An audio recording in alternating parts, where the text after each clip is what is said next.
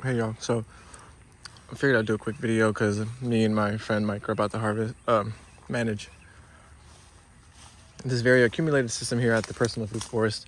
Been busy since being back from vacation, catching up on work at other people's properties. So you can see that my property is a little bit neglected. It's a bit overgrown. We've been having an amazing rainy season so far. I think we've had already like more rain compared to last year, like the entirety of last summer. So pretty stoked on that, but that means a lot of work as well. So yeah, I'm not gonna try to explain things, honestly. I have to work. So just wanted to show how dense it is in here, and then kind of just give you that sensation of maybe what an overly accumulated system looks like in the summer. It'd be nice if you don't ever let it get to this point, but you know, that's not how life works sometimes, as I always say. So especially when you're doing multiple people's properties. So but this is fine enough, you know. If you're experienced with machetes and you know how to chop and drop stuff efficiently, it's not a big deal. But if you're a beginner, I could see how this can be overwhelming. So but you know, the difference is at the end of it, when you see all that biomass in the ground, you're just like, oh wow, super worth it. Cool. Goldfinger, I think. Yeah, some of these achotes are leaning over and getting big. Everything just needs a huge prune, to be honest. So we're gonna try to get as much done as we can, but I don't think we're gonna finish tonight.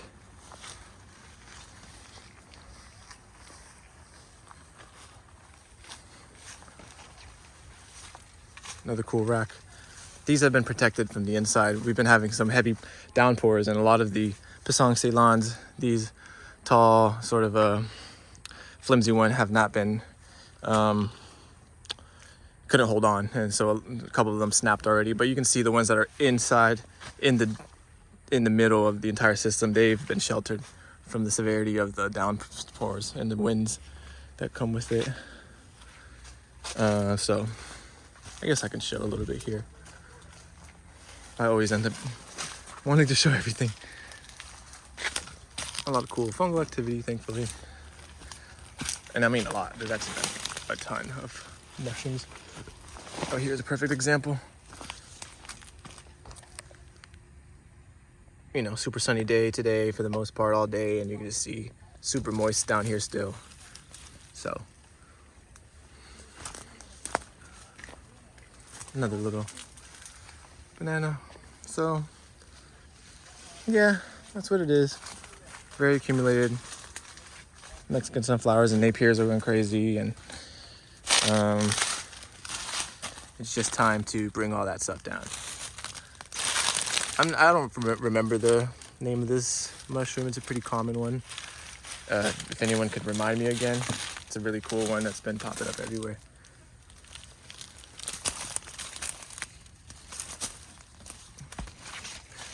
Turmeric's coming up. A note on the turmerics is kind of nice because turmerics are super flexible, kind of like bananas. It's a nice cropper for the middle when there's shade, and it's like if you don't sell them one year, you can just leave them in the ground. Or if you have a crappy summer like last year and it was super dry, then you know, you just don't harvest them and they'll come back, and thankfully it's a good year this year, and now they're going to take off and they're going to be better than last year. So it's just one of those things, chilling in the bank, you know. No, soursop's going crazy. So anyways, we'll do some more updates as we chip away today. So progress update, we started around 6. It's like 7:30 now, so it's an hour and a half. We just opened up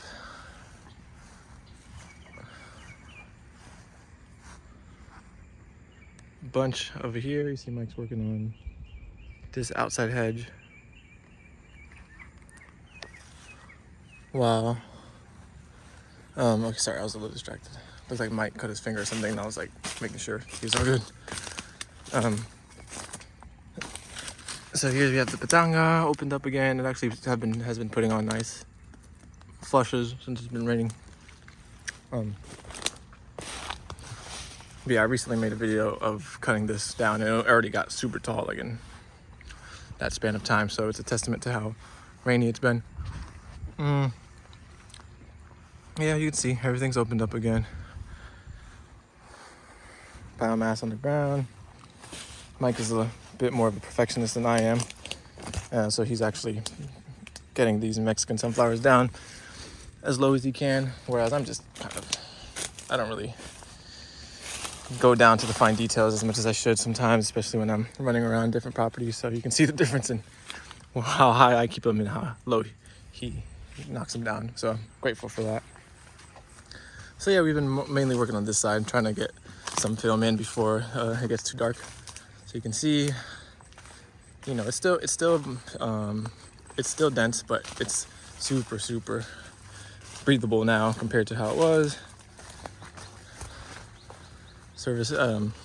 Target species have some airflow. Emergents don't have things, you know, creeping up on it. A lot of these chayas are able to get some more sun. I'm gonna finally put chai on the website soon, so I'm really impressed by how flexible they are. They can take shade, even though they just really prefer full sun. They don't like become super wimpy. So you can see how the shaded context is here. A lot of other early succession species have a hard time with shade. Even the moringa will crap out in the shade. So good for the chaya. And let's see. In the middle is still shady, but a little bit more open. Let's see. Yeah, this Royal Poinciana has put on a show, as always. So you can kind of see the difference here. Managed, unmanaged, managed, unmanaged. So we're cycling this windbreak every couple weeks now that it's summer. We're not worried about having protection for frost. We're worried about getting as much airflow and sunlight in here as possible. Less mosquitoes, more sun for the plants, because in the rainy season it's supposed to be cloudy. So sometimes there's a lot more competition for that sun when it's cloudy days back to back. That western sun's creeping in. So yeah, we still have yet to do this side. But there's not as much crazy Mexican sunflower and Napier grass on this side. So it's gonna be downhill from here. All right, y'all, another round of managing, aka chop and drop, has been done. Mexican sunflowers are feeding the turmerics. I did that while Mike was here, so I'm not gonna count that as today. It's, let's see what time I started around 6, around 8, 10 right now. A little before 6 I started, I think it's important to give an accurate representation of time investment in managing, especially as systems get a little older like this and there's a lot more managing to do. Could be a lot, and it's worth it to me, obviously, but just wanted to point that out. So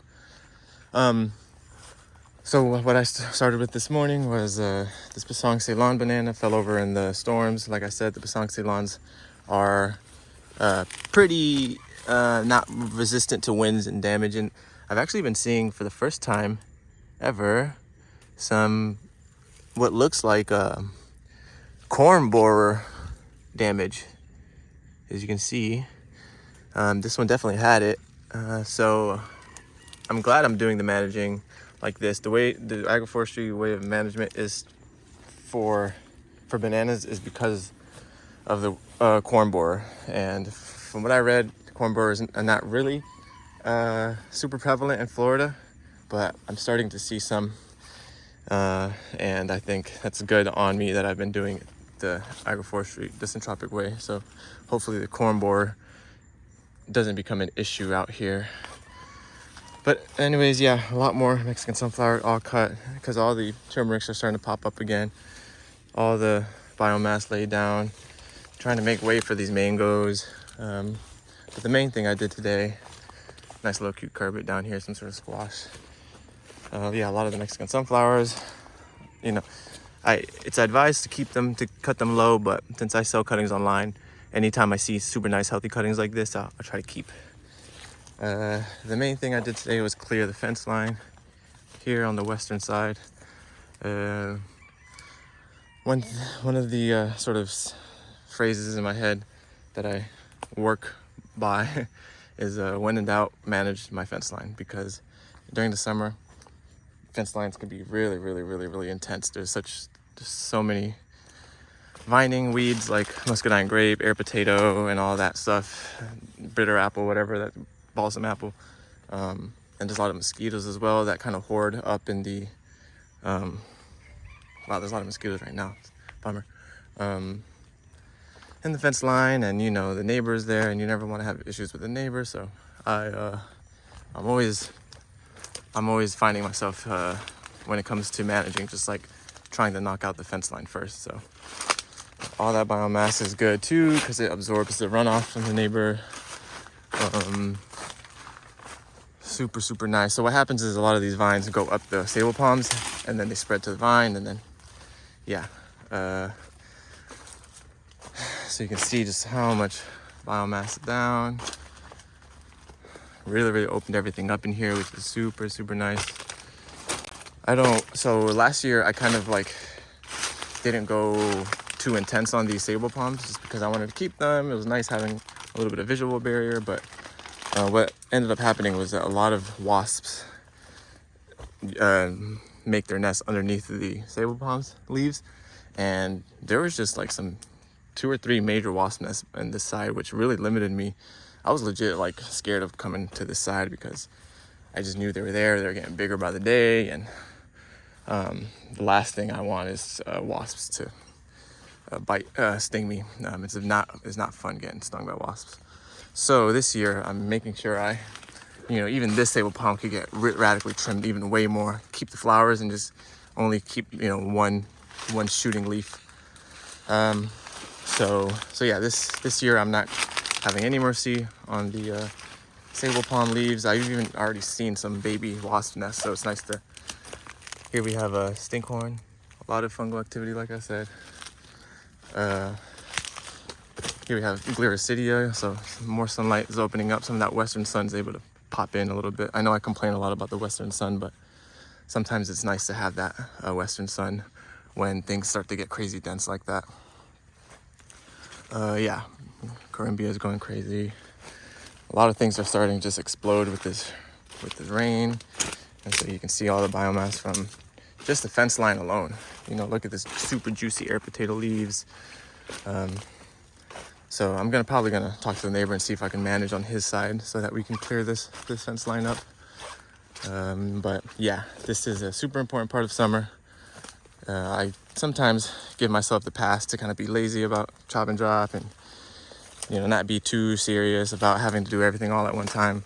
But I kind of, during the summer, I kind of need to be on top of things because it's mosquito-y out sometimes more than others, and whenever there's a gap in the mosquitoes, you just got to take advantage and just chop as much as you can. And B, plan on traveling a little bit more during the Florida summers. So I want to see what the results are if I could do crazy intense pruning during the summer, like really intense. So this is kind of like yeah, I'm gonna have a little video series, I guess, or maybe one long video, I'm not sure, showing the summer chop and drop and to see how drastic I go here on the personal food forest. Just so that I can have the flexibility of traveling and doing whatever I want without the back of my mind, like knowing like, oh shit, this is gonna get too crazy and I'm gonna come home to a huge headache. So I'm taking care of a lot of small headaches, so that I don't have to take care of one major headache if I intend on traveling longer time spans during the summer. So yeah, that was about it. That's all I did today. Like I said, I don't know if I'll break this up into smaller videos or just make one complete sort of a summer chop and drop video, but So the two extremes are done. East side is managed over there. You can see the sunlight poking in, and then the west side is managed. And now it just the middle needs to be managed, which is a little bit less like a priority, because it's like in the middle of my property. It's not really encroaching on neighbors' properties, and that's where I try to focus on the outskirts and then work my way in. So yeah, you can see even the Mexican sunflowers are going crazy. The yucca, the cassavas are still pumping. It's crazy to know. I need to work more with cassavas just because they maintain themselves in the system for so long, even though they don't like getting shaded out. They just keep coming back. Super cool. Another thing I've been doing is topping these China berries, the Melia Azaderac. If you remember, this one had a crazy awesome canopy up top, and now I climbed up there, and I did apical prunes. So now China berries is known to sprout from the bottom, so you always have to stay up on it. Yeah, so now I'm bringing in a bunch of sunlight, because at the end of the day, I'm not trying to grow China berry. I'm trying to use China berry. Same with this one over here. You can see I left the structure on top, as it naturally forked up there anyways. So I kind of like to use natural branching points as my guide.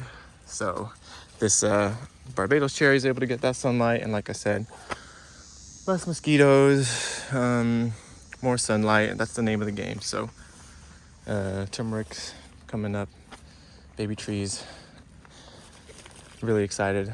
Another thing that I was going to say was another thing was just bananas that aren't really worth it for me to grow. I work on a banana farm. I'm my freezer's full of bananas, so it's kind of cool. I could really not care about the bananas on my property as much, because it's getting to the point where things are going crazy dense, where if I could bring down a lot of bananas all at once and not be worried about not getting the fruit, then that's ideal, because bananas can be a little bit stifling when things get a little bit too dense. So it's nice to be able to have that freedom of like, okay, well, I literally work on a banana farm, so I don't have to worry about my bananas. So that's another thing I did. I just been culling the bananas, even though they did have fruit on them. I don't care. I'm just keeping the tried and true classics that I know do good, like the Orinoco and I'm still trying out the blue java, see if that could fruit for me good in the summer. So that's it. I'm sure I'll do an update. Peace.